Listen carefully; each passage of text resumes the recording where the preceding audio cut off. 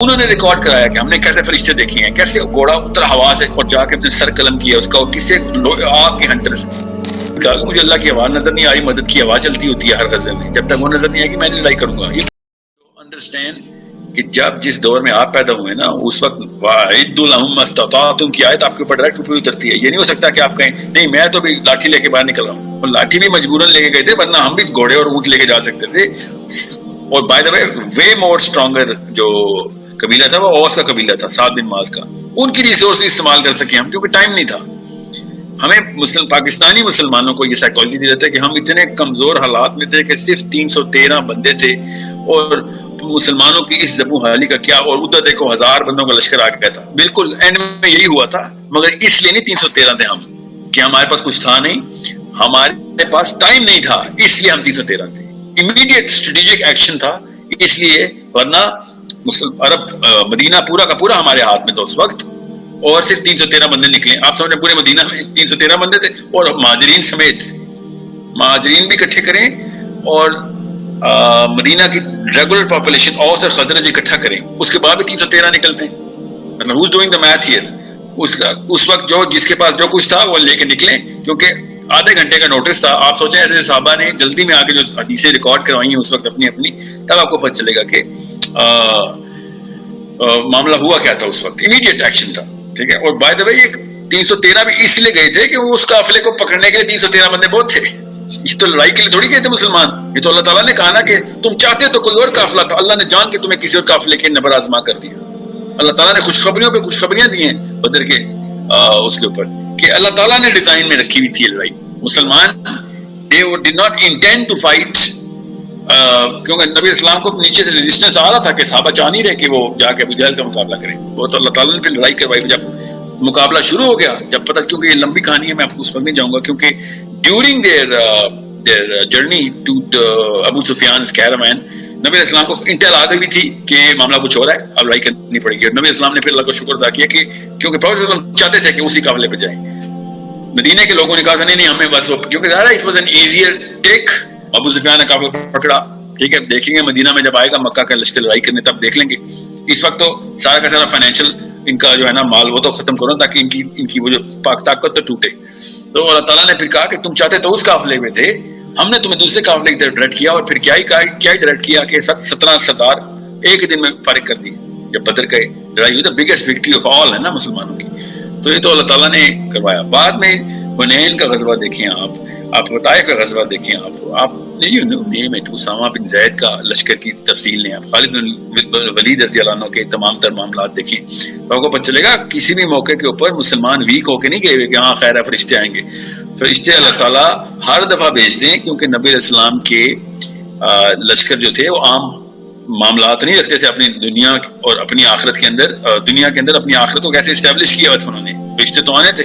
آپ کو پتا کفار نے بھی فرشتے دیکھے ہیں، بدر میں کفاروں کی آوازیں ہیں، انہوں نے مسلمان ہونے کے بعد بتایا اندر بدر کے اندر چیخو پکار تھی کہ محمد کا لشکر آسمان سے اتر آیا، ٹھیک ہے۔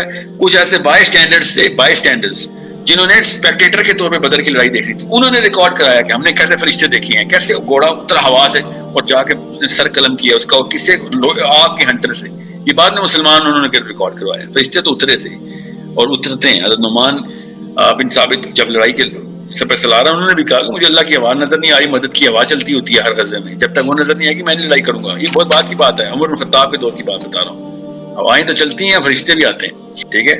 اوس کا قبیلہ جو سعد بن معاذ کا قبیلہ ہے وہ ناردرن مدینہ میں تھا، خزرج کا قبیلہ صدرن مدینہ میں تھا، ٹھیک ہے۔ نبی علیہ السلام نے مسجد نبی صدرن مدینہ میں بنائی تھی، آپ کو پتا ہوگا۔ تو جب خبر آئی کہ ابو سفیان کا قافلہ شام کی طرف چل رہا ہے، تو مسلمانوں نے آپس میں مشورہ کیا کہ ان کی فائنینشیل نس کاٹنی ہے اگر، ٹھیک ہے، تو اس قافلے کو یہیں پہ روک کے ان کو رینسم کے طور پہ لے لیا جائے۔ اس وقت جب خبر آئی تو پتہ چلا کہ وہ قافلہ جو ہے، میری آواز نہیں آ رہی؟ نو ساؤنڈ کا میسج آ گیا، اچھا آپ کو آ رہی ہے نا میری آواز؟ آپ کو اپنے اس میں نہیں آ رہی آواز؟ جی کو آ رہی ہے آواز؟